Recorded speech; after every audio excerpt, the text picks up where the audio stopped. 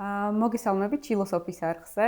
დღეს ოდნავ განსხვავებული ფორმატი გვაქვს, რადგან ლაშა არ ყავს, მაგრამ შემდეგში აუცილებლად შემოგვიერთდება. პირველ რიგში კიდევ ერთხელ გთხოვთ, რომ გამოიწეროთ ჩვენი არხი, ჩართოთ წარიცხი ლайკი, დაგვიკომენტაროთ და ასე შემდეგ. რისთვისაც მადლობა წინასწარ. დღეს ჩვენი სტუმარი არის ზალ ტარყაშვილი, ვინც თვითონ წარგვიდგენს თავს აუცილებლად. მოგესალმებით კიდევ ერთხელ, მარიამ, ძალიან დიდი მადლობა გადაცემაში მოწვევისთვის, წარმატებებს გისურვებ. ძალიან კარგ საქმეს აკეთებ, ძალიან პრაქტიკული რჩევები არის მშობლებისთვის, ნებისმიერ შემთხვევაში წარმატებებს გისურვებ. მადლობა. მე გახლავართ ზალი ტარყაშვილი, ზეზე, ბავშვთა და მოზარდთა აბილიტაციის ცენტრი ფაზლის სუპერვიზორი და საერთაშორისო ქცევის ანალიტიკოსი. მე უბრალოდ ქცევით თერაპევტად მოგიხსენიებ, თუ არ გეწინება, რომ დიდი დასახელება არ თქვა ხოლმე ხშირად და რადგანაც ქცევით თერაპევტი ყავს სტუმრად, ამიტომაც ქცევებს შევეხებით ზუსტადაც.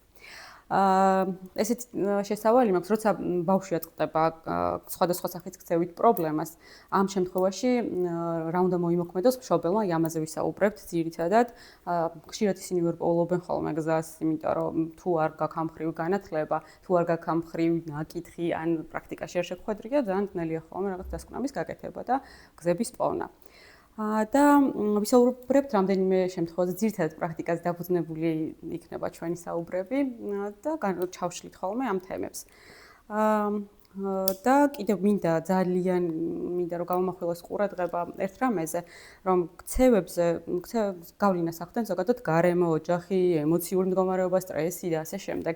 რაშიც არა მარტო ქცევით თერაპევტი არის ასე ვთქვათ არა მარტო ჩართული, არამედ ფსიქოკონსულტანტი, ფსიქოთერაპევტი და მე ვფიქრობ, სულ ვამბობ ხოლმე ამას, რომ ისინი იწყებენ იქიდან, ფროიდი როგორც ამბობდა, რომ არაცნობიერიდან ამოტანას და შემდეგ უკვე პრაქტიკულად მუშაობს ქცევით თერაპევტი. ხო, სწორად მესმის ეს ყველაფერი. კი, ნამდვილად მასია, მარიამ. ძირითადად ყველაზე მნიშვნელოვანი ნაწილი მაინც ის არის, რომ მშობელი ყურადღებით იყოს, რომ რაღაცეები არ გამოეპაროს, იმიტომ რომ ძალიან ბევრი მარტივი კვანძები არის ხოლმე, რომელიც ძალიან სახიფათოა, ძალიან მნიშვნელოვანი არის, რომელსაც ყურადღება უნდა მივაქციოთ და ძალიან საგანგაშოა, თუ დაშევამჩნევთ ხოლმე ისეთ რაღაცებს, მაგალითად, ერთი წლის ასაკში ბავშვს რეაგირება არ აქვს, მაგალითად, სახელზე ბავშვი თამაშობს სტერეოტიპულად, მანქანებს ალაგებს მწკრივში, ან თუნდაც ფერების მიხედვით საბურავებს ატრიალებს ხოლოდ და უყურებს ფეხის წვერებზე დადის, ხო? არ კომუნიკაციობს, ყვირის მაგალითად, ხო? ესეთ შემთხვევაში ძალიან მნიშვნელოვანი არის, რომ აუცილებლად მოხდეს გადამისამართება თავის დროზე, იმიტომ რომ ყველაზე მნიშვნელოვანი და ყველაზე კარგი, რასაც გავაკეთებთ მაგ შემთხვევაში არის, რომ ძალიან მალე დაიწყოს ინტერვენცია, მალე დაიწყოს თერაპიული პროცესი, იმიტომ რომ რაც უფრო მალე დაიწყება, მით უფრო უკეთესი არის ბავშვისთვის და შედეგიც შესაბამისად უფრო უკეთესი არის. კი ბატონო, და პირველ ეტაპზე ვინც უნდა აღმოაჩინოს, ეს არის მშობელი, ძიძა იქნება თუ ვინც იქნება. და სამწუხაროდ რეალობას ვაწყდებით ხოლმე და ძალიან დიდი იმედი გვაქვს, რომ შეიძლება ეს საზოგადოებაში არის ხოლმე შემთხვევები, რომ მშობლები არ აღიარებენ, თვალებს ხუჭავენ, ვიღაცა ბიძის ან მამის ან პაპა-ბაბუის მაგალითებს მოიყვანენ ხოლმე, რომ აი ძალიან გვიან დაიწყო ლაპარაკი, ისიც არ ჭამდა, ისიც არ აკეთებდა რაღაცას, მაგრამ ეს კი ბატონო, გეთანხმებით, ყველა ბავშვი ძალიან ინდივიდუალური არის, ყველა ბავშვი ცალ-ცალკე უნდა განვიხილოთ, მაგრამ არის რაღაცები, რომელიც საყურადღებო არის და აუცილებლად უნდა გადამოწყვეტეს. კი ბატონო, გეთანხმები აბსოლუტურად, უბრალოდ ერთი ჩამატება არა, უბრალოდ მიმართულება, რაც მაქვს არჩეული, არის სკოლა ძირითადად და სკოლაში. ჩემი თემა, იმიტომ რომ ელი ახლა მივიდა სკოლაში, ჩემი შვილი პირველ კლასშია და ძირითადად ამ მხრივ მინდა, რომ დღეს ბოდიში ამის კაცუნისთვის დღეს განვავითაროთ საუბარი.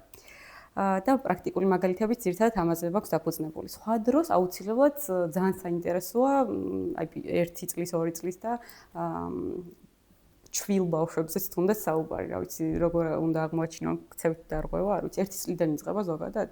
ზოგადად შეფასებები, როგორც ესეთი აუტიზმის დიაგნოზი 3 წლიდან ხდება, თუმცა არის შემთხვევები, როდესაც იმდენად თვალსაჩინო არის ეს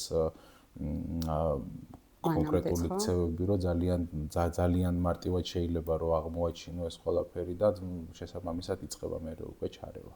ზოგადად ქცევით თერაპიის მიზანი რაც არის იმას ჩამოთვლი უცბად, ანუ ეს არის ქცევითი, ემოციური, სოციალური სირთულეების იდენტიფიცირება და მათზე მუშაობა. სწორად მაქვს შაშლილი. კი ბატონო, ნამდვილად ესია, ზუსტად ეგ არის და მართალი გითხრათ, ზოგადად არის ქვეყნები, სადაც ბავშვები პატარაობიდანვე, ასე რომ ვთქვათ, არ აქვს მნიშვნელობა გამოვლენილი არის თუ არ არის გამოვლენილი, ზუსტად ეს ამ მეთოდებით მიდიან, ამ მეთოდებს მიმართავენ და ბავშვის აღზრდა განვითარება ზუსტად ესეთი სწორი მეთოდით მიმდინარეობს ზუსტად.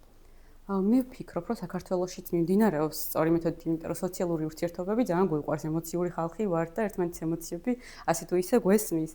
უბრალოდ ხო, ეხლა რაღაცები შეიცვალა, თუნდაც ეს გაჯეტები დაგვემატა, თუნდაც ის რომ ძალიან დიდი корпуსები შენდება და მეზობლები ჩაკეტილ ცხოვრებას ეწევიან და ერთმანეთთან არ ურთიერთობენ და ამ ყველაფერმა კიდე რაღაცები გააღრმავა და კიდე ბევრი ქსევითი გადაცდომა თუ გადაცდენა გამოვიდა. ზოგადად გაჯეთი სამწუხაროდ ძალიან ცუდ გავლენას ახდენს მით უმეტეს ადრეულ ასაკში, თუმცა ვერ გავექცევით ან კონკრეტულ გაჯეთზე რო ვილაპარაკოთ, აი ორი სიტყვით რო შევხვდეთ, გაჯეთს ვერ გავექცევით, იმიტომ რომ ჩვენი ყოველდღიური ცხოვრების წესია, თუმცა აუცილებლად უნდა იყოს დოზირებული, დღის განმავლობაში გაწერილი ასაკის მიხედვით, რა თქმა უნდა, ყოველთვის და ყოველას მაგას ვეუბნები, რომ სასურველია ძილის წინ 2-3 საათით ადრე იყოს, რომ საერთოდ არ იყოს გაჯეთთან, იმიტომ რომ თავში არის ძალიან ბევრი ნეირონი, რომლის აღწნება ხდება და შესაბამისად მე ძილს უშლის პრობლემას. დოპამინი გამოიყოფა. კი ბატონო, ძალიან ისე რომ არ ჩაუყვეთ, ხო? შესაბამისად მე ხდება უკვე აღწნება ამ თავში ნეირონების, რომელიც ხელს უშლის ჩაძინება, შესაბამისად ჩაძინების შემთხვევაში ძილი არ არის სრულფასოვანი, ძილი რომ სრულფასოვანი არ არის, მით უმეტეს ადრეულ ასაკში ძალიან მნიშვნელოვანია ბავშვის განვითარების და ძალიან ბევრი პრობლემები იწყება ამით. შესაბამისად, რადგანაც ვერ გავექცევით, ჯობია რომ სისტემურად მივუდგეთ, თანმიმდევრულები ვიყოთ ყოველ შემთხვევაში და თუნდაც ის გაჯეთები არის რაღაცა ვიდეოები, რომელიც არაფრის მომცემი არ არის, გარდა ვიზუალური რილსები, შორტები, ჩავერთებოდიში. ძალიან რომ გარდა უბრალოდ ვიზუალური სტიმულისა, უმჯობესია რომ თუ არის ჩართული, მოდი სწორად მივმართოთ და ძალიან ბევრი აპლიკაცია არის, ძალიან ბევრი ვიდეო არის ისეთი, რომელიც ზუსტად განმავითარებელია და ამ ნაწილში მივაქციოთ ყურადღება, რომ ამ ნაწილით დაიწყოს ბავშვმა იმ გაჯეთთან კომუნიკაცია და რაღაც განმავითარებელი იყოს და ფუნქციური იყოს და ისწავლოს ბავშვმა და არა უბრალოდ დოზირება, როგორც შენ თქვი, აუცილებლად. და არა უბრალოდ უყუროს რაღაც ფერად ბურთებს თუ როგორ მოძრაობს წინ და უკან ვარც ის არა ვარ ეხლა არც რეკლამას ვაკეთებ და პირიქით არც ანტირეკლამას, მაგრამ ძალიან ბევრი ვიდეო არის სამწუხაროდ ბავშვებში ძალიან აქტუალური, რომელიც მართლა არაფრის მომცემი არ არის, გარდა უბრალოდ ვიზუალური სტიმულების. კი ბატონო.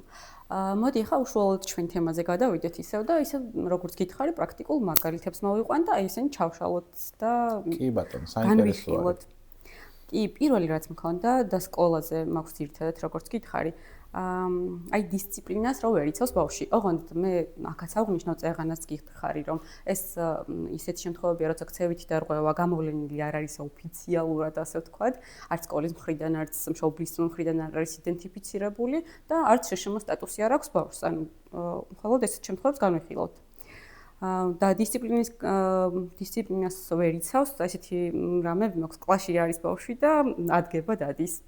პირველ კლასელებს მით უმეტეს ალბათ ახასიათებთ, მაგრამ ამასაც ხო აქვს რაღაცა დოზირება, ასე ვთქვათ, ვიღაცა შეუძლია ჯდომა, მაგრამ ვიღაცა ცუდ ადის.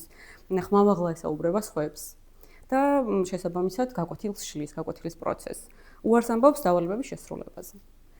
მთავარი მნიშვნელოვანი რაღაცები მქონდა ამოწერილი, რომ აი რით შეიძლება იდენტიფიცირება მოვახდინოთ ქცევითი დარღვევის. მაგრამ ეს შეიძლება პირველ კლასელზე ვთქვათ, რომ ძალიან ბუნებრივია, რომ ვერ ჩერდება გაკვეთილზე. და აი როგორ აღმოაჩინოს მასწავლებელმა. რა გავაკეთოთ ესეთ დროს უფრო პრაქტიკულად. ხო, ჯერ მასწავლებელმა რა გააკეთოს და მე ალბათ მშობელმა როგორ შეამზადოს ბავშვი, რომ გაკვეთილზე ისდეს. ძალიან საინტერესო არის ნამდვილად ეს კითხვა. და მოდი ესე დავიწყებ, შორიდან დავიწყებ, რომ აუცილებლად მე მგონია და წესით ესეც უნდა იყოს, რომ პირველ რიგში ბავშვს უნდა ქონდეს ინფორმაცია სად მიდის მარია. კი ბატონო, ანუ ეს მშობლიდან უნდა დაიწყოს. აუცილებლად იწყება მშობლიდან. ანუ არ აქვს აბსოლუტურად არანაირი მნიშვნელობა ბავშვი ტიპური განვითარების არის თუ სხვადასხვა ტიპის დარღვევები აქვს. აუცილებელი არის რომ ქონდეს ბავშვს ინფორმაცია სად მიდის, როგორ მიდის, ვისთან მიდის, რა დროს ატარებს, რა უნდა გააკეთოს იქ. აი მარტივად რომ გასაგები რო იყოს, მეგობარმა რო დაგირეკოს მარიამ და გითხრას რომ მარიამ მივდივარ და ტელეფონი გაგითიშოს. შენი ემოციური მდგომარეობა რა იქნება? ხო, ანუ დაბნეული ხარ, არ იცი სად მიდიხარ, ვისთან მიდიხარ, რამდენი დღით მიდიხარ, თაში მიდიხარ, ბარში მიდიხარ, რა უნდა წაიღო. შესაბამისად ძალიან ბევრი კითხვა გიჩნდება და ჩვენ ჩამოყალიბებულ ადამიანებს გვაქვს იმის უნარი, რომ წარმოსახვის უნარი თუნდაც ხო? თუნდაც ისიც რომ თუნდაც ჩვენი თავი ავიყვანოთ ხელში, ანუ ემოციას არ ავყვეთ, რაღაცაზე დავფიქრდეთ და რაღაც გავაკეთოთ.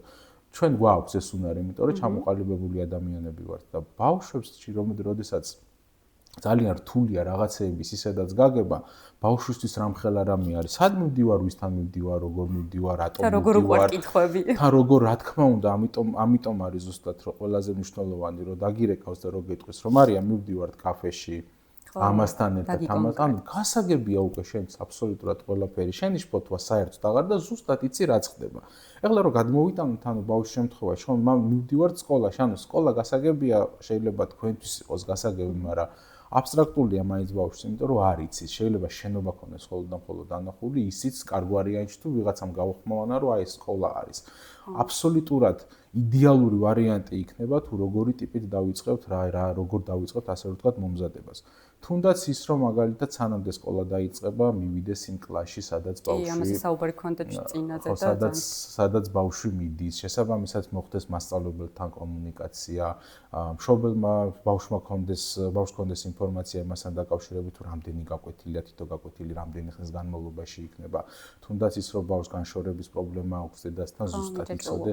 ხო, ზუსტად იცოდეს თუნდაც ის რომ დედა სად არის იმ კონკრეტულ მომენტში, რომ იმის შიში არ ქონდეს, რომ ვაიმე დედა იქ არ დამხდება, რო ეცოდინება, რომ პირობითად პირველი გაკვეთილი 30 წუთის განმავლობაში მიმდინარეობს და იქნება ეს და ამას გააკეთებ და ზარი როგორც კი დაირეკება, მე შენთან ვარ, შეგიძლია გამოხვიდე და ვნახო, ხო? ეს იმას ნიშნავს, რომ ბავშვის შფოთვა შესაბამისად უფრო დაბლა არის. შესაბამისად უკვე მისი კონცენტრირება უშუალოდ ხდება უკვე იმ გაკვეთილზე და იმ მასწავლებელთან.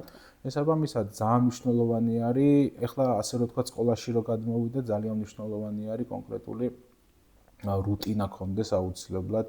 ჩემი საყვარელი სიტყვაა. ხო, ანუ რამდენიც არ უნდა ვილაპარაკოთ მარიამ, რუტინა ძალიან მნიშვნელოვანია ბავშვის განვითარებისთვის. ანუ ეს ემოციურად მშვიდად არის. აი სულ ამას ვამბობ ხოლმე და არა მარტო ვიზუალური ცხრილი, აი მშობელიც და მშობელი ხო ის არის ხოლმე გავლენას ძალიან ახდენს ბავშვზე, მე შფოთვაც უმცირდება და აი ძალიან ნამდვილად მასზე, ამიტომ ანუ ჩვენთან მაგალითად ჩემს სფეროში ძალიან ბევრი ყავს ბავშვი, რომელსაც აქვს ყოველდღიური ვიზუალური ცხრილი. ვიზუალური ცხრილი მოიცავს დღის გრაფიკს თავიდან ბოლომდე დეტალურად გაწერილ. შესაბამისად, სკოლაშიც მასწავლებელს რო ქონდეს თავიდან ბოლომდე გაწერილი დღის გრაფიკი, ახლა მოვედით აქ. კარგი იქნება თუ ზოგადად ბავშვი როგორც კი გაკვეთილზე შემოვა და ზარი დაირეკება, პირდაპირ დავალებაზე არ გადავიდეს მასწავლებელი და ადაპტირება გააკეთოს. მეტრო მიდგომები ხარც ისე წიმკაცრია მაგ მხრივ, საკმაოდ მომზადებული მასწავლებლები დაგვხვდნენ, მე მკმაყოფილი ვარ. ძალიან მიხარია მარიამ, ესე იგი კარგ ადგილზე ხართ, იმიტომ რომ სამწუხაროდ მაქვს ხოლმე შეხება სხვადასხვა სკოლებთან თბილისში და სამწუხაროდ ესეთი სიტუაცია არ არის ხოლმე. შესაბამისად, თუნდაც ის რომ მასწავლებელი ზოგი ვერ აკონტროლებს თავის ხმას. ტემპს შესაბამისად ძალიან ბევრი არის, მით უმეტეს თუ დარღვევებზე ვილაპარაკებ, ზოგიერთი ძალიან ქვევრესა ზემგრძნობელი ბავშვია, რომელსაც აუდიალურად ჩვენ ზოგისთვის ნორმალურ ტემპზე და ტემპზე მოსაუბრის შემთხვევაში მისთვის ნორმალურია, მაგრამ ზოგიერთ ბავშვს შეიძლება ძალიან ხმამაღალი იყოს ესეც და ანუ საჭირო არის, რომ ზუსტად ინდივიდუალურად იყოს მიდგომა და ყოველ შემთხვევაში გაკონტროლდეს ისეთი ტემბრი, რომელიც ყველასთვის მისაღები იქნება. ეხლა ბოდიში უკან დაუბრუნდები ცოტა გადავახვევ ვიდრე მახსოვს. პირველი რაც გამახსენდა შენ რო თქვი რომ დღის გეგმა ქონდეს გაწერილი, არ ვიცი გაქვთ თუ არა ნახი და არ ვიცი შენ თუ გაქვს ნახი პატარა პრინცი ანიმაცია გააკეთეს.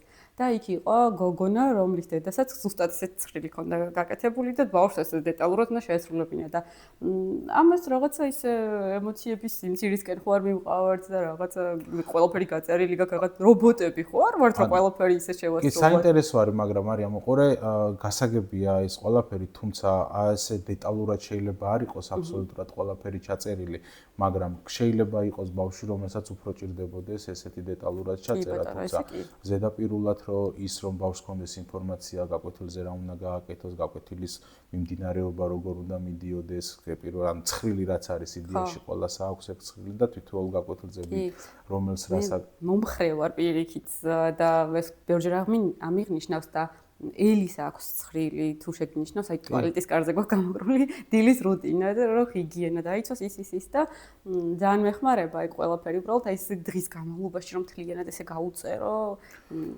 ხო უბრალოდ ის ნაწილი არის რომ როდესაც ერთხელ გააკეთებ და ორჯერ გააკეთებ ეს რუტინა ჩვევად იქცევა და შესაბამისად ეს ჩვევად როდესაც არის უკვე გადაქცეული ქცევის ჩამოყალიბებაში გვეხმარება და გამყარებაში რა თქმა უნდა უკვე ესე არის ის რომ მაგალითად ბავშვი პირველ კლასში სკოლაში მიდის და ემოციური მხარდაჭერა ჭირდება ძალიან მნიშვნელოვანი არის მასწავლებლის როლი უკვე აქ მასწავლებლის როლი შემოდის ძალიან მნიშვნელოვანი არის პირველი დღეები რაპორტის ნაწილს ვეძახი მე მაგალითად ამას რომ თავი ისე იგრძნოს როგორც საკუთარ სახლში ისე იგრძნოს თავი როგორც კომფორტულ გარემოში შესაბამისად მასწავლებელმა უნდა შეუქმნას კურიკულუმი უნდა იყოს ესეთი გაწერილი და რომელიც თამაშებს მოიცავს, რომელიც მხიარულება იქნება შეტანილი. ხო, იმიტომ რომ ბაღიდან გადადიხარ და თამაშმიჩვეული ხარ და უცბად რაღაცა თამაშიც დასწავლა იქნება. გარემო არ გამოდგება. რა თქმა უნდა, კი.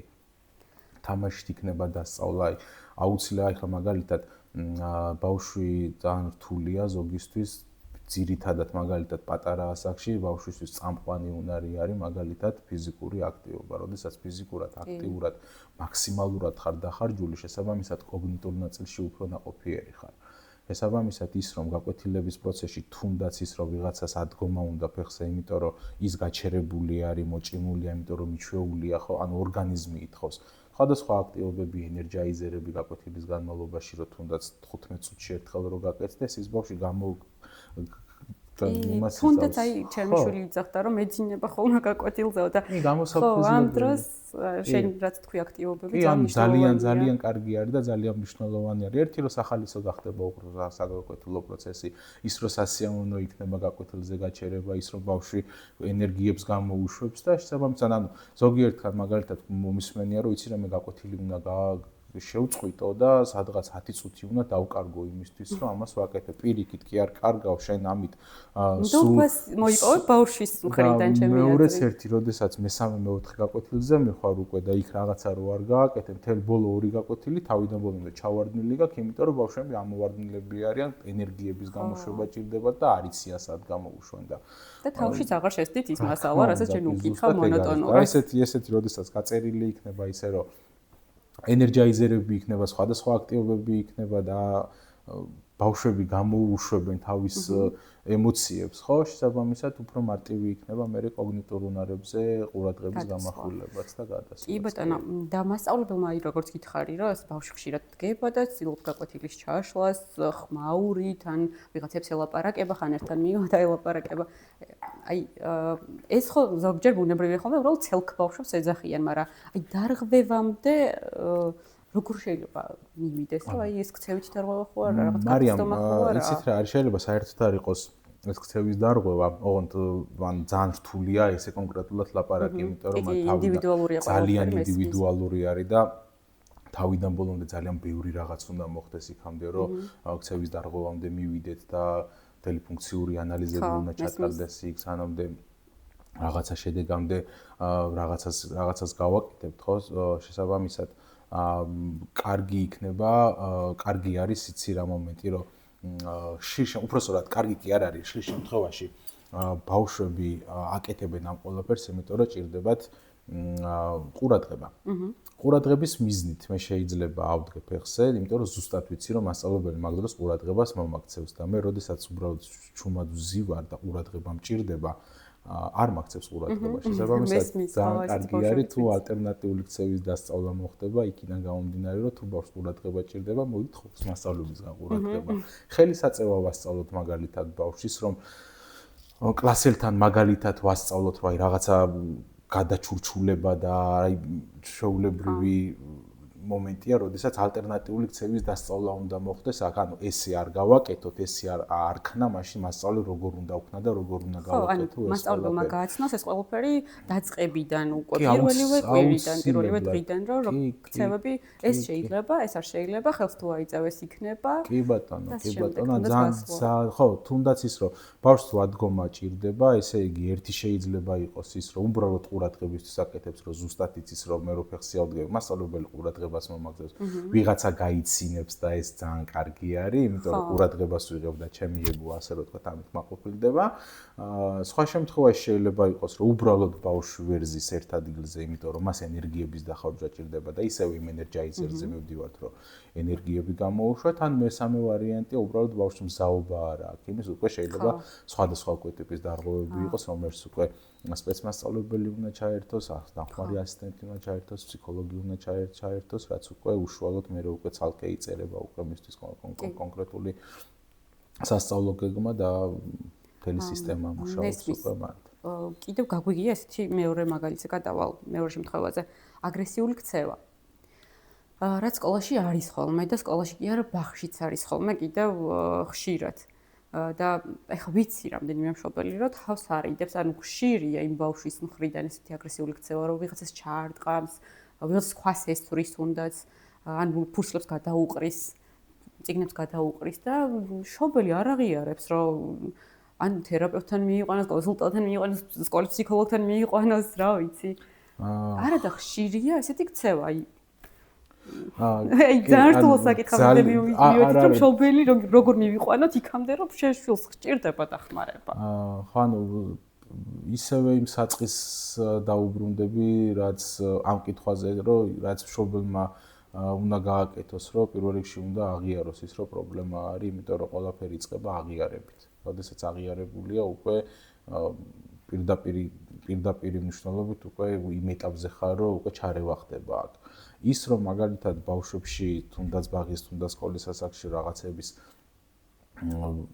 გადაყრა როგორც მითხარი ხო რაღაცა ის ხორცების მოჩიჩქნა მოჩეჩვა ასე რო თქვა და ესეთი ქცევები ხო კარგად იცი ბაღის პედაგოგი ვიყავი მე ახლავე 5 წლის განმავლობაში მოვიკითხავ ჩემს პატარა მეგობრებს უკვე დიდები არიან სკოლაში დადიან ეს ხანდახან მეცინება ხოლმე, იმიტომ რომ შეიძლება ტომ სოიერი და ბეკის ამბავი იყოს, რომ არის როგორ გამოხატო ვიღაც უმარ სიყვარული.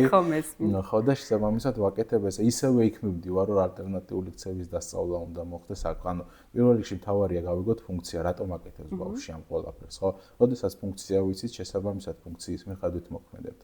ის რომ მაგალითად თუნდაც ყურადღების მიზნით შეიძლება აკეთებდეს ამ ყველაფერს, თუნდაც იმიტომ რომ მისთვის სასურველი უნდა. ამიტომ უნდა იყოს ალტერნატიული ქცევის დასწავლა იმ ნაწილში, რომ მე რო ყურადღება მითხრა, მოგითხოვო ეს ყურადღება, თუ რაღაცა მინდა, ვასწავლოთ ჯადოსნური სიტყვა, რომ თუ შეიძლება მათხოვე, თუ შეიძლება გამიზიარეთ, თუ შეიძლება მოდი ერთად ვითამაშოთ, ხო? და იმ შემთხვევაში უკვე თუ დარღვევა არის და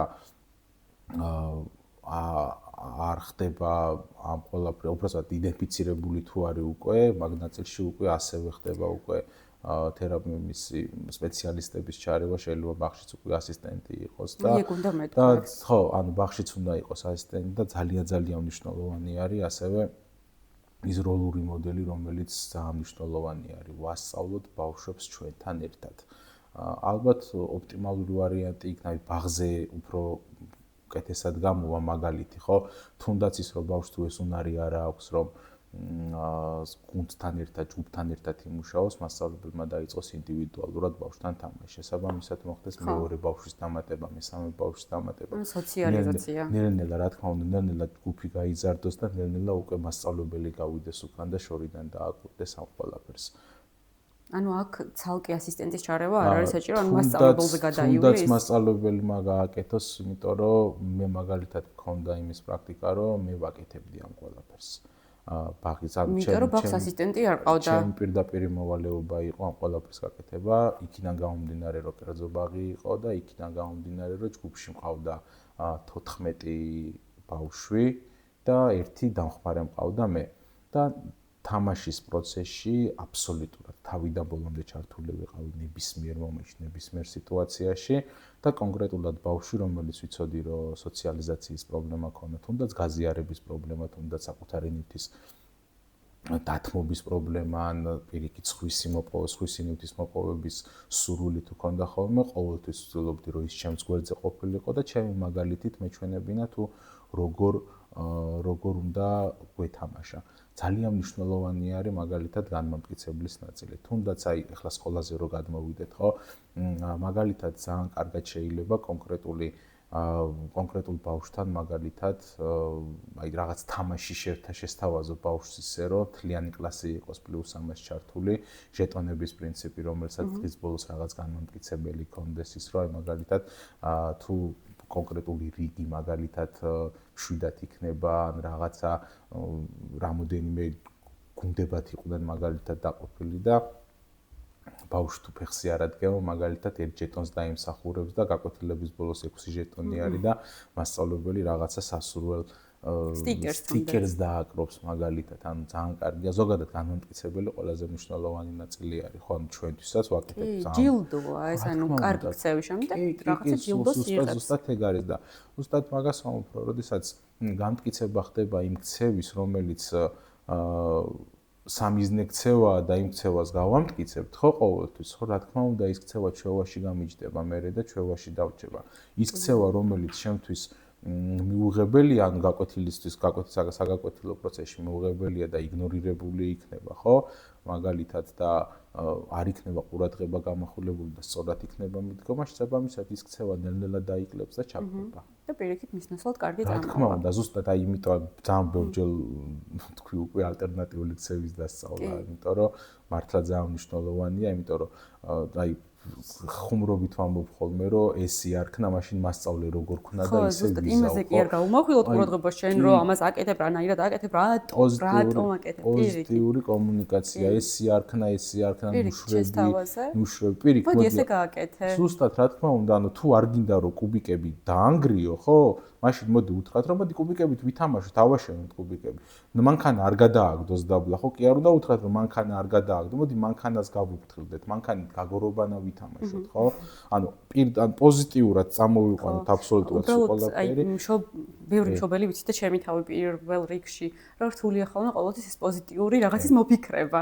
რომ ეს კი არ გააკეთო, ის გააკეთე, ანუ ძალიან რთულია ხოლმე. სრულებით გეთანხმები და საკმაოდ რთულია. ვამბობ, მე მახსენდება ხოლმე, რომ ხო ის რომ მეთქვა ხო ჯობდა. კი. ეს ყოველთვის ვერ გამოდის. კი, ყოველთვის არ გამოდის, მაგრამ იცით რა, უმეტეს ნაწილად თუ გამოვა, უკვე ძალიან ბევრ ამას გავაკეთებთ მაგით. კი, ნამდვილად. აგრესიაზე მინდა კითხა, უბრალოდ აი თუ დროული პრევენცია არ მოხდა, ანუ აღმოჩენა არ მოხდა აგრესიული ქცევის, აღმოჩენა რა აღიარება, როგორც ჩვენ ვთქვით. აი რა შედეგი შეიძლება მოყვეს? ხო, ძალიან ცუდი შედეგი შეიძლება მოყვეს. აი თუ პრაქტიკაში გაქვს რამე ეგეთი? ვიცი, ანუ პრაქტიკაში, იდეაში უკვე სადაც ჩემი ჩარევა ხდება, იმ შემთხვევაში უკვე აღიარება გამოჩენილი არის, იმიტომ რომ ჩემი დახმარება დაჭირდა. თუმცა მოდი ესე ვიტყვი, რომ თუ აღმოჩენილი არ არის, პირველ რიგში შეიძლება დაზარალება მოხდეს ბავშვის, ანუ გარდა იმისა, რომ თვითონ დაზარალდება, რომ ვერ დაისწავლის და ძალიან ბევრი რაღაცას დააკლდება, თუ აგრესიული ქცევა შეიძლება ბავშვმა ვერ გააკონტროლოს თავისი აგრესიული ქცევა და სხვა ისე დააზარალოს, რომ ძალიან სახიფათო იყოს. თუნდაც შესაძლოა თვითდაზიანებაც ხონია შემთხვევები. კი, ანუ ძალიან ბევრი შემთხვევა არის თვითდაზიანების შემთხვევაში, მაგრამ უყურეთ თვითდაზიანება უკვე ისეთი რთული ნაწილი არის უკვე, რომ ანუ აქ არ გულისხმობ სუიციდს, ყურადღების მიზნით დაზიანება თავისი თავში. რა თქმა უნდა, ხელის კბენას გულისხმობ, თავში ხელის ჩათმას გულისხმობ, ხო, ანუ თუნდაც კედელზე თავის დარტყმას, იატაკზე თავის დარტყმას, ანუ ეს უკვე ისეთი რაღაცეები არის, რომელსაც ძალიან ხო, უკვე რთული ქცევა არის ეგ. შესაბამისად, რასაც შეიძლება მივიყვანოთ ის, რომ ზუსტად ბავშვს ეს რთული ქცევები გამომტკიცდეს, ანუ უყურეთ, ძალიან მნიშვნელოვანი არის, შეიძლება ვიღაცამ ვერ მიაქციოს ყურადღება და ისეთი რაღაცა გამტკიცდეს, აი მაგალითად, მოდი ეს რაღაცას ვთქვით, უფრო დეტალურად გეტყვი, პრაქტიკულ მაგალითად გეტყვი, ვიდრე თეორიულად. აი მაგალითად ის რომ თუ მე კლასში დავარტყი, და ბავშვმა დაარტყა მეორე კლასელს მაგალითად თავში, სიტყვაზე ვამბობ, ხო? მასწავლებელმა ბავშვს გაუშვა გარეთ.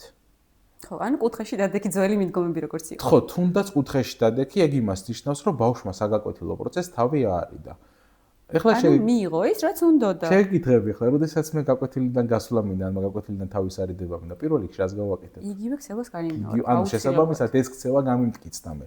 შესაბამისად ეს რთული ქცევების გამტკიცება შეიძლება ისეთი რთული ქცევა გავამტკიცოთ ჩვენ დაუნებურად, ხო? ხო, მაგრამ რა უნდა ქნას აბა მასწავლებელმა ამ შემთხვევაში? შესაბამისად მასწავლებელმა ასეთ შემთხვევაში აუცილებლად თუ ფუნქცია ვიცით ის არის თუ თავის არიდება თუ არის აუცილებლად უნდა გააკეთებინოს მასწავლებელმა კონკრეტულად ის დავალება, რომელი დავალებაც შესთავაზა. შემდეგზე გადავალ, ემოციები წეღან ახსენე და ემოციების კონტროლი როცა უჭირს ბავშვს. კლასში იქნება, საბავშვო ბაღში იქნება, ორივე შემთხვევაში განვიხილოთ თუ გინდა. აი მცირე წარუმატებლობისას ნივთებს ყრის, ან ყვირის. აი მცირე წარუმატებლობა, აი რაღაც თამაში არის მაგალითად, შეჯიბრებებიც აქვთ ხოლმე ბავშვებს ხანდახან და წააგო და აი ძალიან სულად გაიგო ეს ყველაფერი. ძალიან საინტერესო კითხვა და მისვი. და მართალი გითხრა, ძალიან აქტუალური არის მე რასაც უყურებ ბავშვებში.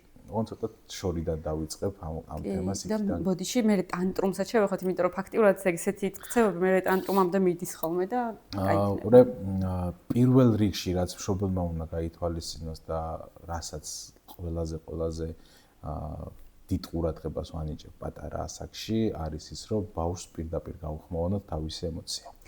ხო, ამაზე გქონდა ჩვენ საუბარი ლაშასთან წინა ეპიზოდებში აღარ მახსოვს რომელი და მე წავიკითხე რომ ბავშვს როცა უხმოვან, აი ალბათ გეშინია და ალბათ განიცდი ამას გაბრაზდი, ვიცი რომ გაბრაზდი. თუმცა ფსიქოლოგები სხვანაირად ამბობენ ამას, რომ ბავშვმა თავის ემოციებს სახელებით თვითონ უნდა დაარქვას. და მან ცოტა ავირიე, რომ ანუ მესმის, როცა ემოციებშია და ემოციები პიკშია, რომ დაუსახელო ემოცია, შეიძლება ცოტა შეანელო რა ის ემოციები. ამას ანუ მე დავიწყე ამაზე. ვულკანიდან ცოტა ესე. ხო, ეს ემოციების გახმოვანება მე დავიწყე ძალიან პატარა ასაკიდან, თუნდაც 2 წლის ბავშვიდან დავიწყე. მე ანუ წელიწადნახევრის ბავშვიდან დავიწყე, რომელსაც უკვე მიზეშედეგობრივი კავშირები აქვს, რომელიც ძალიან აქტიურად გამოხატავს უკვე ემოციებს, ხო? ის რომ მაგალითად ბავშვს თუ არ ვასწავლე რომ შენ ახლა გახარებული ხარ, ხო? არა, ეს უნდა ასწავლო. ოღონდ შენ გახარებული არა, რაღაც არის ხოლმე სახეები და აი ესეთი სახე გახარებულია ეს და მე უკვე თვითონ ვცდილობ რომ ამოიცნოს რა რომელი რა. ეს თუმცა ემოციური ნაწილში გულისხმობ, ანუ ვიზუალური დახმარების გარეშე, ანუ ვიზუალურ დახმარებას გულისხმობ, როდესაც გაღიმებულია, გაბრაზებულია მოწყენი, ანუ ეს ხო ვიზუალურად ხედავ მე. თუმცა ესენი რომ ჩავხსნათ ვიზუალური დახმარების გარეშე, შენი ემოცია ახლა შენ გაგიხარდა და იმიტომ ხარ ესე. ხო, მაგრამ აი შემთხვევაში კიდე უნდა ჩაგერთო. ელისთან დაკავშირებით ხშირად მქონი ეგ.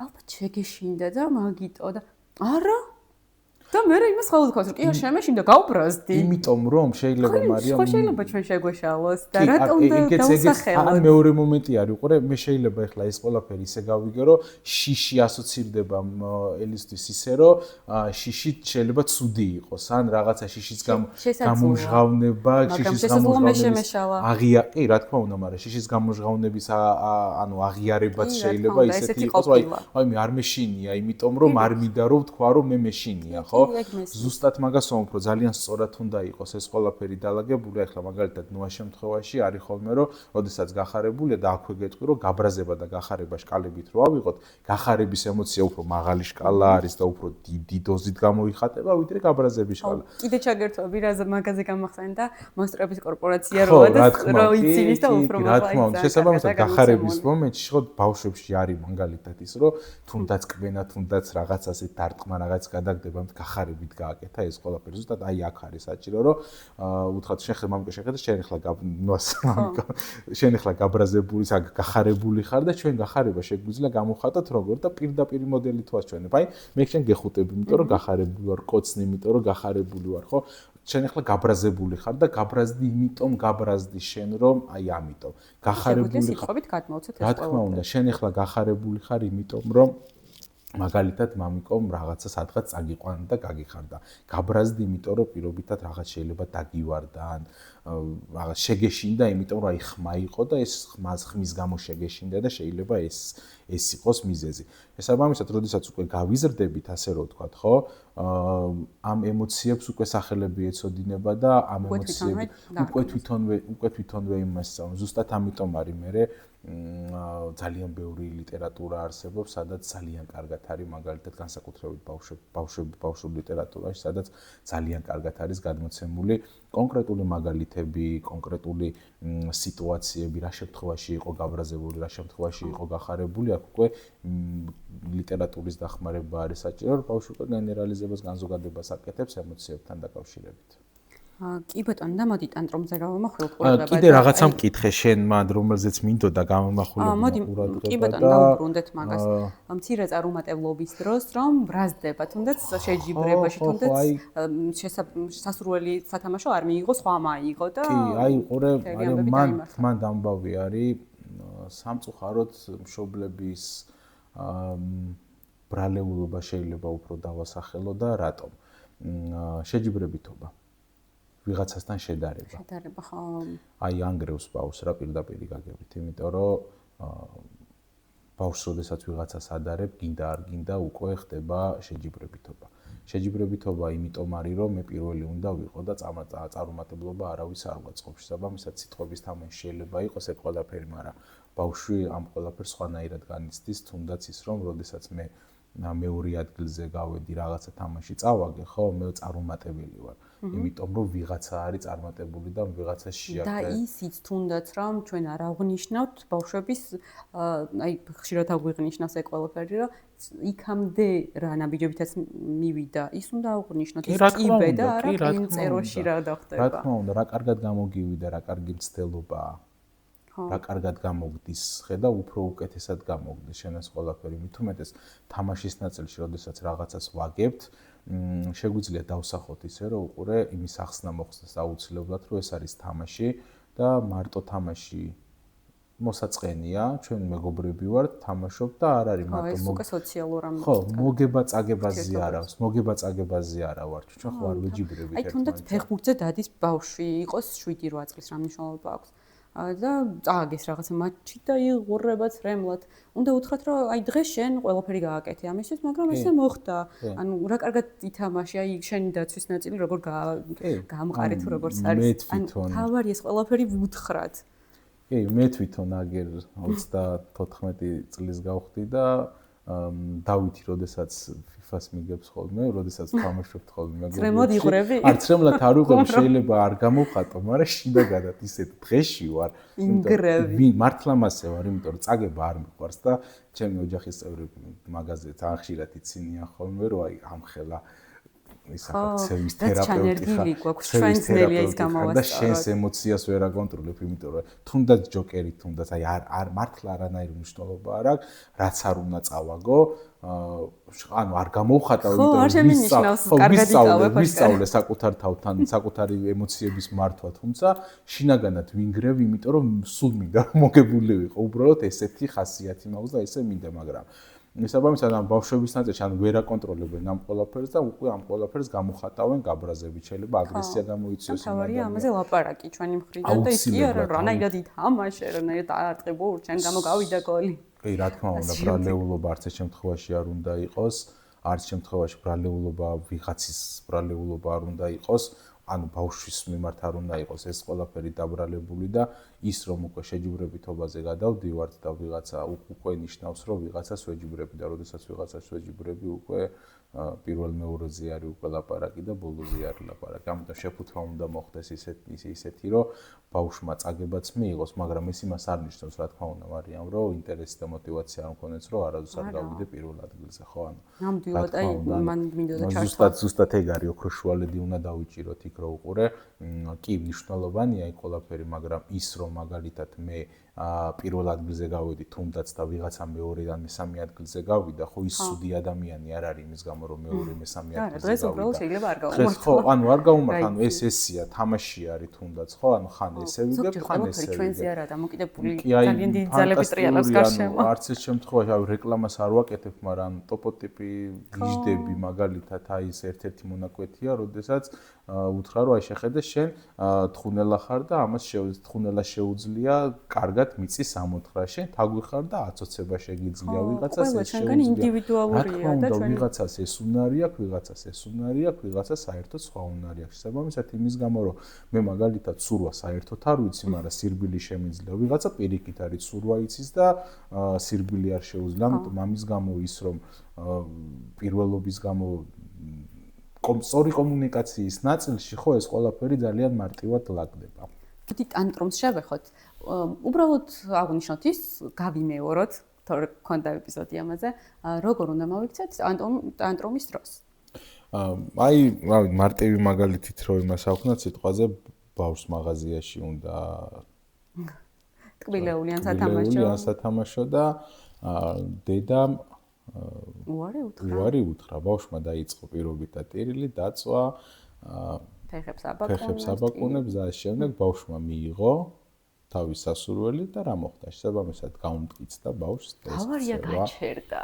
რა თქმა უნდა გაჩერდება და ბავშვმა ზუსტად იცის რომ მეორე ჯერზე როგორ მოიქცეს. აიღო სათამაშო. ყველაზე მნიშვნელოვანი ნაწილი შობლის კუთხიდან არის ის, რომ თუ ჩვენ მზად ვართ იმისთვის, რომ და ყველა ჩემს შობელს ვეუბნები ამას, რასაც ახლა გავიმეორებ.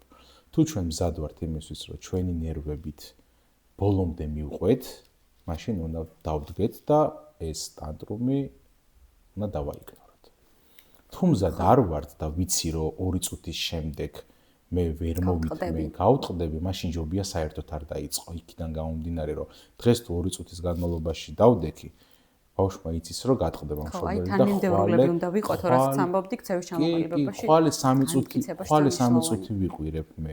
თუ 3 წუთის შემდეგ ვიცი, რომ გავტყდები, ხვალ 5 წუთი ვიყურებ.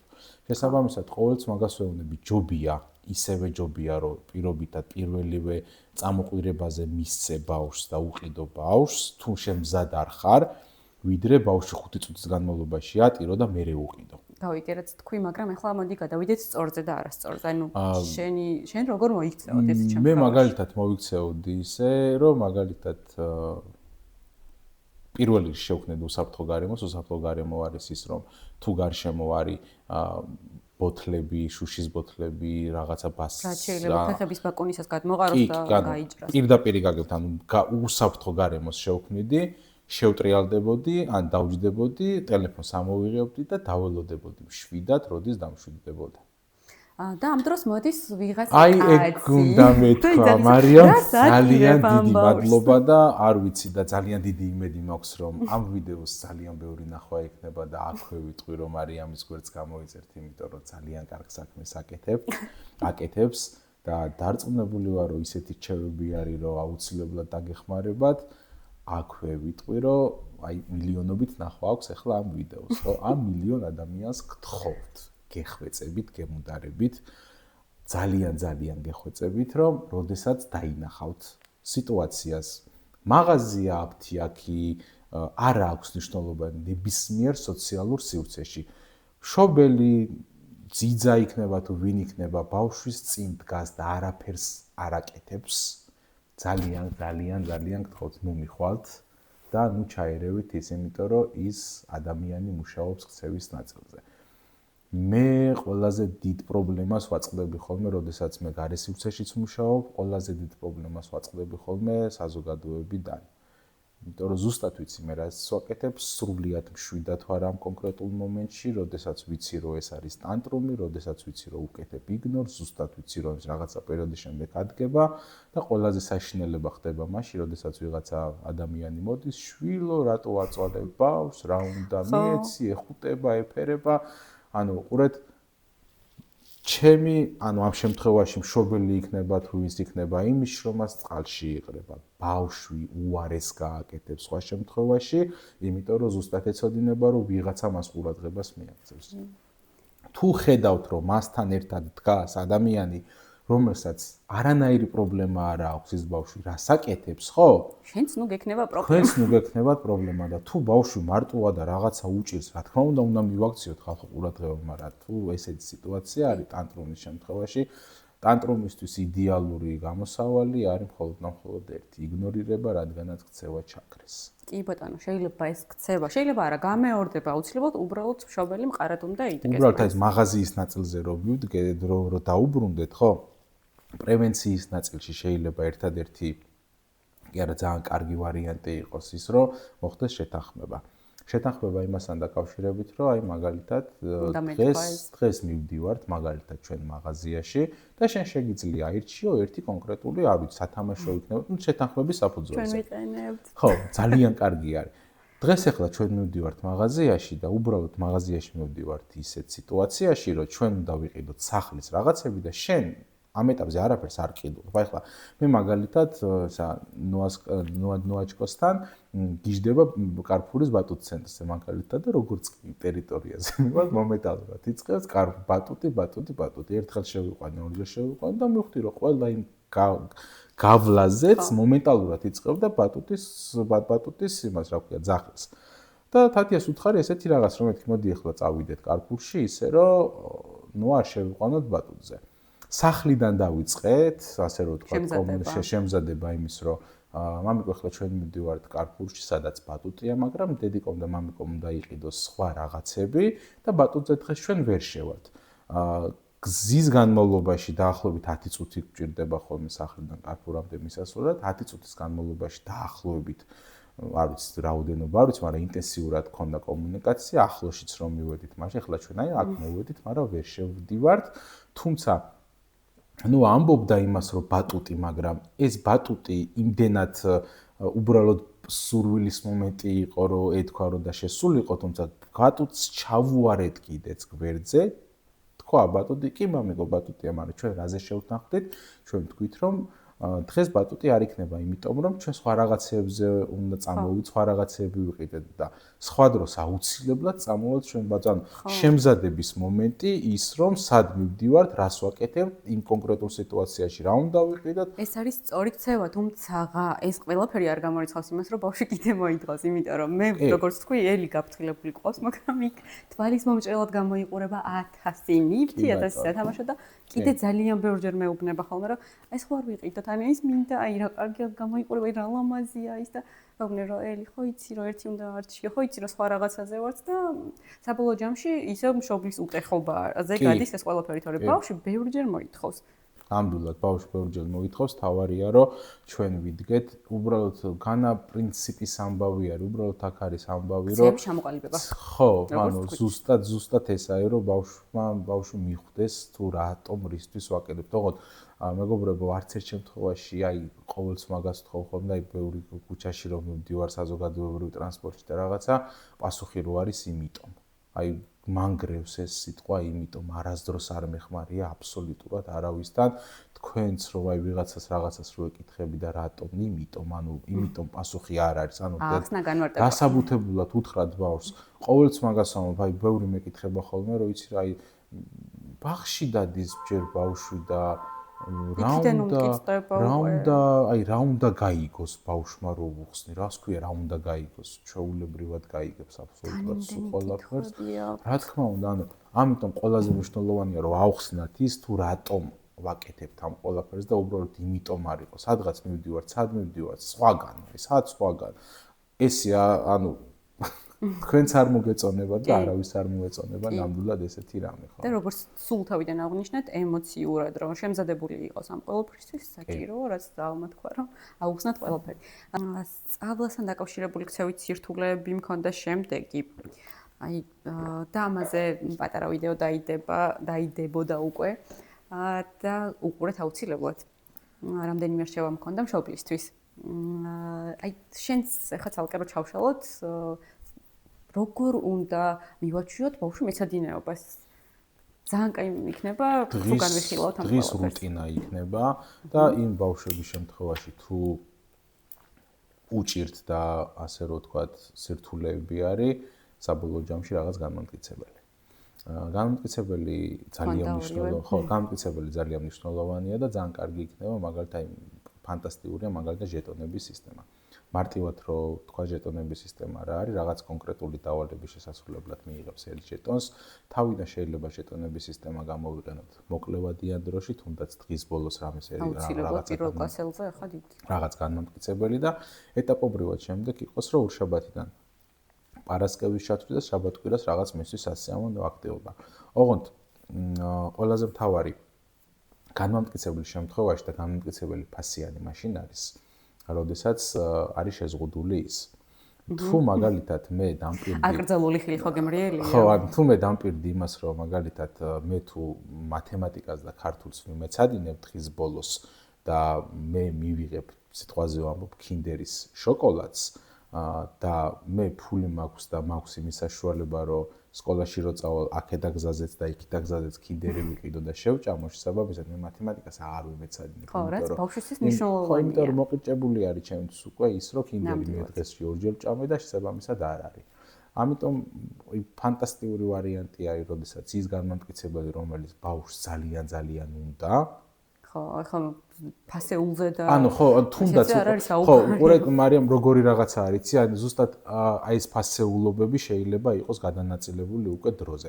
პატარ-პატარა ჟეტონები, რომელიც საბოლოო ჯამში გვაძლევს რაღაცას. თუნდაც მე მქონდა და რამდენად დამეთანხმები არ ვიცი, აი მაგალითად ბავშვმა შეასრულა დავალება და შენ უთხარი, რომ კი, ახლა ჩაგირთავ თქვა რაღაც შენი საყვარელი მულტფილმის ერთ სერიას 15 წუთიანს. კი ბატონო, ზუსტად მაგას გულისხმობ. ოღონდ ყველაზე ოპტიმალური ვარიანტი ის იქნება, რომ იქამდე წტომა არ გქონდეს ამ მულტფილმთან. ხო, იმიტომ რომ ფასეული უნდა იყოს ეს, ანუ მე თუ დამსახურებული. ხო, მე თუ დღის განმავლობაში ვუყურე 3ჯერ იმ კონკრეტულ სერიას ან რაღაცა ჩემს სასურველს, ხო, შესაბამისად ნაკლები мотиваცია მექნება იმის, რომ დღის ბოლოს თვის ანუ ვიმეცადინო, იმიტომ რომ ის კონკრეტული დავალება ანუ ის კონკრეტული ვიდეო ვნახო და როდესაც დღის განმავლობაში ჩართული არა მაქვს ველოდები შესაბამისად ყველაფერს ვაკეთებ მე იმის გულისთვის რომ ის მივიღო აუცილებლად გავაკეთებ.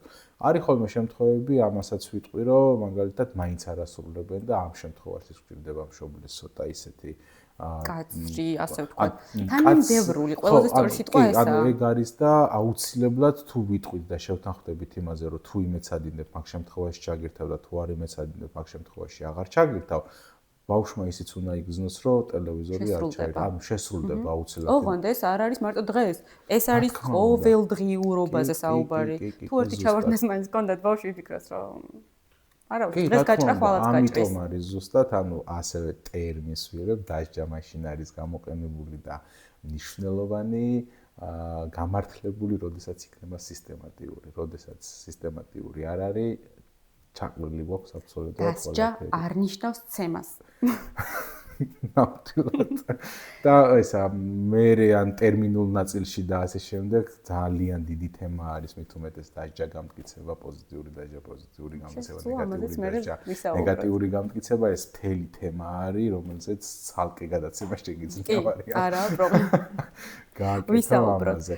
ხო და აქვე გეტყვი რომ გრძელვადიანი შესაძლებელია შენ მითხარი მაგალითად რაღაცა ძალიან ფასეული და ძალიან ხირებული პირობითად ავიღოთ მაგალითად ველოსიპედი ან კომპიუტერი თუნდაც რომელიც შეიძლება რომ გავაკეთოთ ესეთი რაღაც რომ გაკვეთი ანუ უბრალოდ პირველი კლასის დამთავრების შემდეგ დიდი რაღაცა ესეთი გეგმა იყოს გაწერილი, ოღონდ ეს გეგმა უნდა იყოს გაწერილი რაღაც პატარ-პატარა სხვადასხვა ნაბიჯებად, რომ მივიდეს საბოლოო ჯამში იმ კონკრეტულ განმტკიცებელზე. ახლა მაგალითად ფანტასტიკური ვარიანტი არის, როდესაც თავიდან თუნდაც ამ პატარ-პატარა სერიალებით თუ ანუ ხო, ანიმაციური თემით დავიწყებთ და შესაძლებელია მე უკვე რუტინაში, როდესაც ჩამოყალიბდება და გრძელვადიანში გვინდა ხო გადასვლა. შესაბამისად იყოს მაგალითად აი ფანტასტიკურია ბავშვებთან ან მაკდონალდსი არის ხოლმე ძალიან ხშირ შემთხვევაში ესეთი განმტკიცებელი. ხო, განმტკიცებელი, რომელიც პირობითად კარგი არის, ყოველდღიური არ არის, შესაბამისად კვირაში ორშაბათიდან პარასკევის ჩათვლით. მოდი რაღაცეები, აუცილებლად უნდა იყოს, მოდი ესე გეტყვი, ქცევითი კონტრაქტი. ქცევითი კონტრაქტი უნდა იყოს აუცილებლად წერილობითი, აუცილებლად უნდა იყოს ორივე მხარის თანხმობა და ორის პირობები უნდა იყოს ჩაწერილი. მე ამას წესებს ვეძახი ხოლმე, რაც ოჯახში შეიძლება. ოღონდ მოდი მარიამ ასევე გეტყვი, რომ წესები მოდი შევცვალოთ შეთანხმებით. კი, წინაზე ლაშამაც მითხრა ზუსტად იგივე და მე მომწონს ეს წესები რო ქვია. ხო, იმიტომ რომ აი წესები მაინც რაღაცა კონსერვად. ხო, ან ჯობია რა, მართლა ან მე მაგალითად ყოველთვის ვარო ხოლმე შეთანხმება ორმხრივია და წესები რაღაც თითქოს ერთი. ხო, აი რაღაცა ესე რა ფანტასტიკური ვარიანტი იქნება თუ იტყვით რომ მაგალითად აი შეთანხმება გვაქვს, მოდი ესეთი დადებული. შევცდები შევცვალოთ, უფრო უკეთესი არის, მე ესე მგონია ჩემი სუბიექტური შეხედულებით. შესაბამისად აუცილებლად უნდა იყოს ორმხრივი შეთანხმება უნდა იყოს, როგორც ერთის მხარე უნდა იყოს გათვალისწინებული, ასევე მეორე მხარე უნდა იყოს გათვალისწინებული და შესაბამისად ის რომ მაგალითად ორშაბათიდან პარასკევის ჩათვლით რაღაცა კონკრეტული მიზნები რომელიც აღებული გვაქვს, აუცილებლად ვიზუალიზაცია უნდა ქონდეს ამ ყველაფერს, იმიტომ რომ გვეხმარება. მე თვითონაც ძალიან ბევრ ამაში მეხმარება ვიზუალური განრიგი, როდესაც ვიზუალურად ვუყურებ რა ეს ამაკ ეს ამაქვს გასაკეთებელი, ბავშვსაც ძალიან მარტივი არის და უფრო მარტივად აღიქვას ყველაფერს და უფრო ულაგდება. შესაბამისად ამ ყველაფერს რომ დავალაგებ, შაბათი კვირა აირჩევა ერთი კონკრეტული დღე და დედასთან და მამასთან ერთად მაგდონალდს თუნდაც მეგობრებთან და მაგდონალდს დღე, კინოს დღე მაგალითად, არ ვიცი, ზოოპარკის დღე, ნებისმიერ რაღაცა ისეთი, როდესაც ინტენსიური არ არის, ყოველდღიური არ არის, რომელიც ძალიან მომწონს, მოყრჭებული არ მაქვს და პირიქით мотиваცია არის და სურვილი მაქვს ძალიან დიდი. შესაბამისად, ყველაფერს ვაკეთებთ იმისთვის, რომ мотиваცია გქონდა, ანუ мотиваცია არის რაც გამოძრავებს თავიდან ბოლოს. შესაბამისად, ბავშვს დაუპოვოთ განმტკიცებელი, мотиваცია მივცეთ და აუცილებლად გექნება შედეგი. ოღონდ აქვე გავმეორდები და ვიტყვი, რომ აუცილებლად უნდა მოხდეს ის, რომ არ უნდა მიიღოს ბავშვმა განმტკიცებელი იმ შემთხვევაში, თუ ის შეთანხმება და არ უღია. კი ბატონო. დაიმახსოვრეთ მშობლებო. კი, ძალიან მნიშვნელოვანი, იმიტომ რომ პრაქტიკულად აღარაფერი აღარ გამოვა სხვა შემთხვევაში. კანი გაუსხელდებაო ჩვენ დროს ესე ის. სკელკანიანი გახდება. ბოლოს მქონდა რჩევები მშობლებისთვის, რაც ვისაუბრეთ, უბრალოდ პატარ-პატარა შეჯამებებად და თუ რამე ჩართვა გექნება, ჩაერთე და ჩავშალოთ ესეც. კი ბატონო, ანუ პირველ რიგში ემოციების მართვა. ჯერ მშობელი მართავს ემოციებს და მე ეს ყველაფერი აისახება შვილზე. კი. ნამდვილად მასია. კაფიო წესები, ანუ შეთანხმებები. კი, აუცილებლად უნდა იყოს კაფიო, აუცილებლად უნდა იყოს ვიზუალური, თანმიმდევრული უნდა იყოს აუცილებლად და ორმხრივი შეთანხმებით უნდა იყოს. კი და პოზიტიური გაძლიერება მეწერა, რაც ჩვენ ბევრი ვისაუბრეთ. პოზიტიური ყველაზე მნიშვნელოვანია ნაწილი არის ის, ოღონდ ყოჩახ, მარტო ყოჩახ არა, ყოჩახ რის გამო ყოჩახ, რატო ვარ კარგი ყოჩახ, ოღონდ კარგი იქნება თუ აქაც გავითვალისწინებთ იმას, რომ დოზირებას. ხო, დოზირებულის უნდა იყოს და ის რომ მაგალითად კარგი ხარ არ ნიშნავს იმას, რომ თუ ეს კონკრეტული რაღაც არ გამოგივიდა, ცუდი ხარ, ან შენ თუ რაღაცა გააკეთე და სხვამ ვერ გააკეთა, ის არის ცუდი. და ანუ ოქროშუალედი უნდა დავიჭიროთ ამ ნაწილში. აი, კარგი ხარ, ხუთიანი მიიღე, არ ნიშნავს იმას, რომ შენმა კლასელმა 4-იანი რომ მიიღო, ის ცუდი არის. ხო, ხანიშნების სხვა სისტემაა. ხო, შესაბამისად, ზოგადად ამ შესაბამისად, ანუ რაღაც ისეთი დალაგება, ისეთი ფორმულირება და ისე უნდა იყოს მისული, რომ მსგავსი რამ არ გამოიწვიოს ბავშვში. ქცევის იგნორირება, როცა ეს უსაფრთხოა თქო, ტანტრომზე ვისაუბრეთ. ხო, პირველ რიგში რაც უნდა გავაკეთოთ, უსაფრთხოების ნაწილი უნდა შევქმნათ აუცილებლად და დამავიწყდა მე თქვა, ასევე ძალიან მნიშვნელოვანი ნაწილი არის ის, რომ პირველ რიგში, როდესაც ბავშვს ამჩნევთ რაღაცა პრობლემა არის, თუნდაც თავის დარტყმა შეიძლება იყოს, თვითდამაზიანებელი ქცევები იყოს, პირველ რიგში რაც მშობელმა უნდა გააკეთოს, აუცილებლად უნდა იყოს გამოკვლეული სამედიცინო ნაწილი. ანუ დამავიწყდა ეს ძალიან მნიშვნელოვანი არის და თავიდანვე უნდა გვეთქვა, იმიტომ რომ ბავშვმა შეიძლება თუნდაც თავის დარტყმა, თუნდაც თვითდამაზიანებელი ქცევა არის ის როგორ უნდა ანუ შეიძლება ვერ გამოუხატო და რაღაცა მაწუხებდეს და გამოხატავდე ესე. შესაბამისად ძალიან მნიშვნელოვანი არის ეს, რომ ანუ ქონია ესეთი შემთხვევები ეთყობა? კი, ქონია, მაგალითად იყო შემთხვევა, ბავშვი ძალიან ინტენსიურად ურტყავდა თავს და ბავშვს ქონია თურმე შაკიკი. უი. რაც არ უნდა მოხდეს, პირველ რიგში არის სამედიცინო გამოსაკვლევი და სამედიცინო, როდესაც ხო, იმიტომ რომ ჩაქრობაზე იყო მუშაობა და ბოლოს რომ მივხვდით რომ მოდიება, გადავამოწმოთ, რა შეიძლება იყოს, ოღონდ ძალიან მოკლე ხანში ხდებოდა, რა თქმა უნდა, იქ ყველაფერი. ანუ ვერ გამოხატავდა სხვანაირად. მომენტალურად დაიწყო ბავშვმა, არ ქონია საერთოდ ესეთი შემთხვევა, ასე რომ ვთქვათ, მომენტალურად ხან თავის დარტყმა, ხან კედელზე თავის მირტყმა და ასე შემდეგ. და ვერ მეტყველებდა? კი, არავერბალი ბავშვი იყო, რომელიც ანუ ესეთი ქცევა არ ქონია, თუმცა ქონია რთული ქცევა და ბავშვი მოწმებინეთ თავზე და ბავშვს ქონა შაკიკი და საკმაოდ სერიოზული პრობლემები და უბრალოდ არიცოდა როგორ უნდა გამოეხატა. აქედან გამომდინარე ბავშვი თუ სიტყვაზე რაღაცის გამო ტირის და ვერ ხვდებით რატო ტირის და გონია რაღაცა სათამაშოს ან რაღაცის გამოტირის, ხო? ხო, პირველ რიგში სამედიცინო არის და როდესაც სამედიცინო პრობლემები არის, აბსოლუტურად უნდა დავიწყოთ ქცევის გამოყენებითი ანალიზი, ყველანაირი ტექნიკა, რაც კი რამე არსებობს, იმიტომ რომ სამედიცინო ნაწილში იყოს დალაგებული ჯერ და მერე სხვა ყველაფერი. აუცილებლად. შემდეგზე გადავალ, ეს არის ალტერნატივის შეთავაზება, თქო, ამაზეც ვისაუბრე ძალიან მსელი საუბარი გქონდა. კი, ძალიან მნიშვნელოვანი არის ეგ, რომ არა, არ გააკეთო კი არა, შეთავაზო ალტერნატივა. კი, როგორ უნდა გააკეთო. მე გვქონდა ემოციების აღიარება და დადასტურება და ამაზე ცოტა გაორება გქონდა, უნდა დაუსახელოთ თუ არა ემოცია. კი.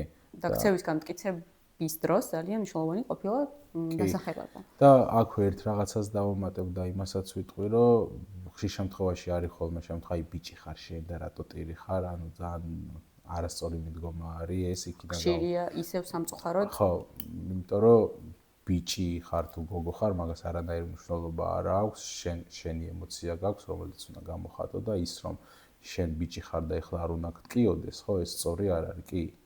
უნდა გტკიოდეს, იმიტომ რომ ხო ხანდახან იტირებ კიდე, წაიქცევი და როდესაც წაიქცევი, ტკივილი ადეკვატურია და შესაბამისად უნდა ვეცადოთ ის, რომ კი ბიჭი ხარ სირცხულია, კი არა პირიქით, ანუ მე მესმის შენი მდგომარეობა, მოდი ახლა დავშვიდეთ და ვეძებოთ ალტერნატიული გამოსავალი თუ როგორ შეიძლება იყოს. ანუ ჯანსაღი არის უფრო ეგ ყველაფერი ვიდრე ის, რომ მარიამ კიდევ რატომ არის ესე მნიშვნელოვანი, რომ მე როდესაც ჩაბეჭდილი მაქვს თავში, რომ დიარაფერი დავაზიანე, ხო? ჩაბეჭდილი როდესაც მაქვს თავში, რომ მე ბიჭი ვარ და არ უნდა ვიტირო ამ ჩემს ემოციებს, ხო? ტირმით ხო ემოციით გამოხატავ, გამოხატულება, ამ ყველაფერს ვიკავებ და ვიბერები მე და იმდენ რამეზე ურტყავს მე ეგ ყველაფერი ტრამვა, ანუ ძალიან ცუდი არის, ამიტომ უნდა ამიტომ არის მნიშვნელოვანი, რომ ემოცია გამოიხატოს. კი ბატონო, როგორც ქვაბი არის და დუხს. თუ არ გასკდება, გაიბერება და ამიტომ კარგი, შემდეგი არის როლური მოდელები, რაც შენ დაასახელე, თუმცა არ ჩაგვიშლია სხვა ეპიზოდებშიც ქონდა როლურ მოდელებზე საუბარი, ძალიან საინტერესოა და ბავშვთან თამაშისას ძალიან კარგად მუშაობს. კი, ნამდვილად მასია, ვაჩვენოთ ბავშვებს თუ როგორ უნდა ვითამაშოთ, ერთად დავიწყოთ თამაში და ძალიან კარგი იქნება. შემდეგი არის თანმიმდევრულობა, რაზეც ისევ ბევრი ვისაუბრეთ და ახლა შევჩერდებით. და ვერ ამოვწურეთ, რა თქმა უნდა, კიდევ ბევრი სასაუბრო და სხვა ფორმატში კიდევ შეგეხმიანებით. მაგრამ დღევანდელი უნდა დავასრულოთ, იმიტომ რომ გრძელზე გრძელი გამოგვივა. არა და სასაუბრო კიდევ ბევრი ქონდა. ხო, ძალიან მიხარია კიდევ ერთხელ მარიამ, ძალიან დიდი იმედი მაქვს, რომ კიდევ ერთხელ ვიტყვი, რომ მარიამის YouTube არხს გამოიწერთ. ალბათ ძალიან ბევრ რამეში დაგეხმარებათ, იმიტომ რომ ვფიქრობ, რომ ეს ისეთი რჩევები არის, რომელიც ძალიან გამოგადგებათ, დაგეხმარებათ თუნდაც მშობლებს, თუნდაც მასწავლებლებს. შეიძლება იცოდეთ და ძალიან მიხარია თუ იცით ეს ყველაფერი და დავეხმაროთ მარიამსაც, რომ ბევრი ნახვები კონდეს, საინტერესო არის და ის მშობლებს დავეხმაროთ, რომელსაც მართლა ჭირდებათ დახმარება. წარმატებებს გისურვებ. მადლობა. კიდევ ძალიან მიხარია, რომ ესეთ საქმეს აკეთებ და ძალიან მიხარია, რომ ამ საქმეში ხარ, იმიტომ რომ ფანტასტიურ რამეს აკეთებ და კარგად გამოგდის.